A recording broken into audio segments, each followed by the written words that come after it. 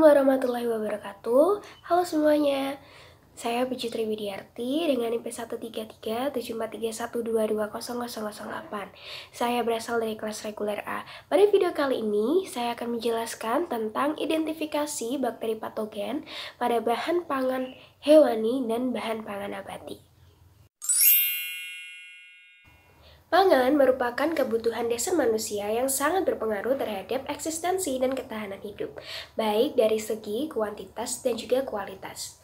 Pentingnya nilai gizi dalam pangan tergantung pada keamanan pangan, yaitu Standar Nasional Indonesia yang diberlakukan. Pangan harus memenuhi persyaratan batas cemaran mikroba berdasarkan pengujian keamanan SNI atau Standar Nasional Indonesia. Penyebab keracunan pangan yang masih menjadi masalah yang serius di berbagai negara termasuk Indonesia adalah bakteri patogen. 1. Identifikasi bakteri patogen pada bahan pangan hewani. Dari jurnal berjudul Identifikasi Bakteri Patogen pada Olahan Daging Sapi, Penyebab KLB Keracunan Pangan di Temanggung tahun 2018. Metode penelitian. Penelitian dilakukan selama 8 hari pada 20 hingga 27 Juli tahun 2018 di Laboratorium Mikrobiologi Klinis Balai Besar Teknik Kesehatan Lingkungan dan Pengendalian Penyakit atau BPTKLPP Yogyakarta. Alat dan bahan yang digunakan dalam penelitian. Yang pertama, untuk alatnya ada BSC atau Biological Safety Cabinet, cawan Petri, garpu, sendok, pisau, tabung reaksi, inkubator, ose, jarum inokulum, panel NID, panel PID, vortex, nepelometer, BD-Poenix, gelas benda, pipet tetes, dan juga lup. Untuk bahan-bahan yang digunakan ada sampel olahan daging sapi, baik rebus dan juga bumbu, BHI to brain heart infusion, selenite broth, APW atau alkaline peptone water, TSA tripstic soya agar, SS salmonella shigella, XLD silose lysine, deoxycholate, EMB adalah EOC methylene blue, MC McConkey, kemudian ada CR atau chromocold, MSA mannithiol salt agar, TCBS atau thiosulfat citrat, bil salt sucrose, ada ID bird, dan yang terakhir adalah antiserum H7. Kemudian untuk prosedurnya. Yang pertama, preparasi dan inkubasi sampel pada medium pengkaya. Sampel daging sapi, baik rebus dan bumbu, dicacah hingga halus, kemudian diinokulasikan ke medium pengkaya BHI, selenite broth, dan juga APW secara aseptik. Kemudian, sampel diinkubasi selama 24 jam pada suhu 35 derajat Celcius. Yang kedua, inokulasi pada medium selektif. Sampel daging sapi diinokulasikan ke medium selektif yaitu TSA, SS, XLD, EMB, MC, CR, MSA, TCBS dengan straight plate metode. Sampel dari BHI kemudian diinokulasikan ke TSA, EMB, MC, CR, DM, dan juga MSA. Sampel dari selenite broth diinokulasikan ke medium SS dan XLD. Sementara sampel dari APW diinokulasikan ke medium TCBS. Sampel kemudian diinkubasi selama 24 jam pada suhu 35 derajat Celcius. 3. Inokulasi bakteri tersangka pada BHI. Koloni bakteri tersangka E. coli pada medium selektif CR, EMB, dan juga MC. Salmonella SP pada medium selektif SS dan XLD.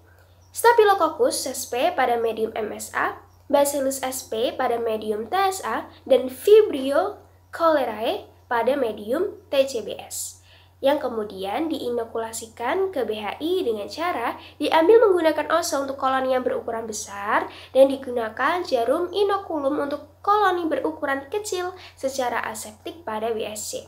Sampel diinkubasi selama 24 jam pada suhu 35 derajat Celcius. 4. Uji penegasan pada medium selektif. Isolat bakteri pada BHI diinokulasikan ke medium selektif dengan cara straight plate method. Isolat yang berasal dari MSA diinokulasikan pada MSA. Isolat yang berasal dari TSA diinokulasikan pada TSA. Isolat yang berasal dari TCBS diinokulasikan pada TCBS. Dan isolat yang berasal dari CR, EMB, dan juga MC diinokulasikan pada MC. Sampel kemudian diinkubasi selama 24 jam pada suhu 35 derajat Celcius. 5. Uji biokimia. Koloni bakteri tersangka sampel olahan daging sapi pada medium selektif MC, MSA, TSA, dan juga TCBS diambil menggunakan ose secara aseptik dan dimasukkan ke ID board, lalu di vortex hingga homogen. Kemudian sampel di dalam ID board diukur tingkat kekeruhan menggunakan nepelometer. Kekeruhan berkisar 0,5 sampai dengan 0,6. Setelah mendapatkan tingkat kekeruhan yang sesuai, sampel dituangkan ke panel IND atau bakteri gram negatif atau panel PID yakni bakteri gram positif dan dimasukkan ke BD Puanix untuk diinkubasi sekaligus identifikasi jenis bakteri. BD Puanix mengidentifikasi jenis bakteri secara otomatis dan hasilnya ditampilkan pada layar. Hasil identifikasi yang diperoleh kemudian dicetak. Yang ke-6, tes antisera Escherichia coli. Permukaan gelas benda digambari lingkaran, antiserum H7 kemudian diteteskan di dalam area lingkaran pada gelas benda. Koloni bakteri E. coli diambil dengan ose dan diratakan dengan antiserum H7. Gelas benda diputar agar koloni bakteri dan antiserum H7 tercampur hingga homogen. Hasil positif ditandai dengan adanya gumpalan seperti pasir. Yang ke-7, analisis data. Analisis data dilakukan secara kualitatif dengan membaca jenis bakteri hasil pengujian biokimia. Setelah sampel olahan daging sapi dituangkan ke panel NID atau bakteri gram negatif atau panel PID yaitu bakteri gram positif dan diinkubasi pada BD Puanix serta melihat terbentuknya gumpalan seperti pasir pada tes antisera Escherichia coli. Hasil dan pembahasan. Yang pertama, pertumbuhan koloni bakteri sampel daging sapi pada medium selektif. Inokulasi sampel daging sapi, rebus, dan bumbu pada medium pengkaya untuk memperbanyak jumlah koloni sel bakteri dilakukan pada medium BHI, Selenite Board, dan juga APW. BHI atau Brain Heart Infusion merupakan medium pengkaya pertumbuhan mikroorganisme yang bersifat universal, sehingga bisa digunakan pada bakteri gram positif maupun bakteri gram negatif. Selenite Board digunakan sebagai medium selektif untuk isolasi spesies Salmonella sp, Shigella sp, dan Staphylococcus sp. APW atau Alkaline Peptone Water merupakan medium pengkaya untuk Vibrio sp. APW memiliki pH basa sekitar 8,4 sehingga menyediakan kondisi lingkungan yang sesuai untuk pertumbuhan Vibrio sp. Koloni bakteri pada medium pengkaya diinokulasikan pada medium selektif untuk mengetahui karakteristik pertumbuhan secara spesifik seperti pada tabel. Yang kedua, pertumbuhan koloni positif sampel daging sapi pada medium selektif CR, EMB, MC, MSA, dan juga TSA. Bakteri E. coli menghasilkan koloni bakteri berwarna biru, gelap, atau violet dan berbeda dengan karakteristik koloni bakteri coliform yang berwarna ungu. Bakteri non-coliform akan membentuk koloni yang tidak berwarna. MC atau McConkey agar merupakan medium selektif dan diferensial untuk menumbuhkan bakteri gram negatif. MC dapat digunakan sebagai medium pertumbuhan bakteri yang memfermentasi laktosa atau E. coli dengan karakteristik koloni berwarna ungu dan berkabut. Yang ketiga, pertumbuhan koloni negatif sampel daging sapi pada medium selektif SS, XLD, dan TCBS. Pertumbuhan koloni Staphylococcus sp positif pada daging, bumbu dan rebus di media MSA dengan karakteristik koloni berwarna kuning, seperti ditunjukkan gambar D. Mannitol salt agar atau MSA merupakan medium selektif dan diferensial untuk menumbuhkan bakteri patogen Staphylococcus, terutama Staphylococcus aureus, spesies patogen dari Staphylococcus sp. Memfermentasikan mannitol dan memproduksi asam, menyebabkan pH turun sehingga warna medium menjadi kuning dan karakteristik koloni berwarna kuning. Biasanya merupakan S. aureus atau Staphylococcus aureus.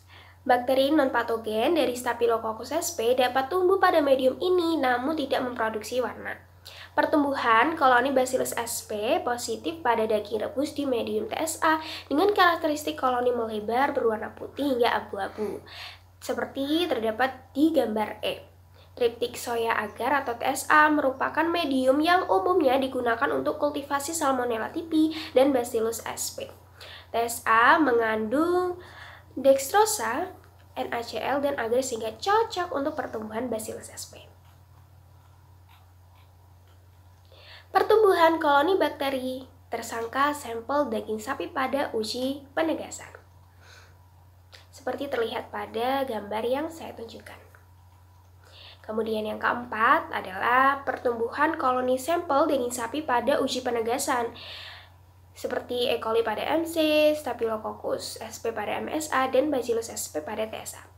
Pertumbuhan koloni bakteri sampel daging sapi pada uji penegasan adalah E. coli positif pada daging bumbu dan negatif pada daging rebus. Koloni positif ditandai dengan karakteristik koloni berwarna ungu dan berkabut pada medium MC, seperti gambar di A. Kemudian pertumbuhan koloni Staphylococcus sp positif pada daging rebus ulangan ke-1 dan daging bumbu dengan karakteristik koloni berwarna kuning, sementara pada daging rebus ulangan kedua bersifat negatif pada medium MSA seperti gambar B. Terjadi perbedaan hasil antara daging rebus ulangan ke-1 dan ulangan kedua yang menunjukkan koloni bakteri pada cawan Petri ulangan kedua bukan merupakan Staphylococcus sp, sehingga hasil pertumbuhan koloninya bersifat negatif. Pertumbuhan koloni Bacillus sp pada medium TSA adalah positif pada daging rebus untuk kedua ulangan dengan karakteristik koloni berwarna putih sampai abu-abu seperti gambar C.